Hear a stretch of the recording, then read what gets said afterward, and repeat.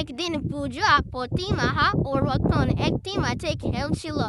তারপর তারা খেলা শেষ করার পর তারা হঠাৎ দেখলো যে এক্ষুনি বৃষ্টি শুরু হয়ে গেল এবং তারা দৌড়াদৌড়ি করে ঘরের দিকে যেতে লাগলো। তারা তারা বৃষ্টি শুরু হয়ে যাওয়াতেই বাদল দাদু ঘরে গিয়ে দাঁড়ায় এবং বাদল দাদুকে বলে যে তাদেরকে এই আবহাওয়াতে গল্প শোনাতে।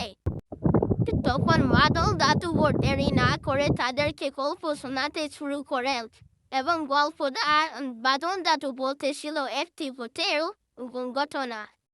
বাদল দাদু গল্প শেষ হওয়াতেই দেখে যে মেঘ বন্ধ হয়ে গেছে এবং ঝড় বন্ধ হয়ে গেছে। তাই তাদেরকে সে বাড়ি যেতে বলে এবং বাদল দাদু তাদেরকে বিদায় জানায় এবং তারপর সবাই নিজের বাড়ি যেতে থাকে। তারপর তারা একে অপরকে বিদায় জানায় এবং নিজের বাড়িতে তারা প্রবেশ করে।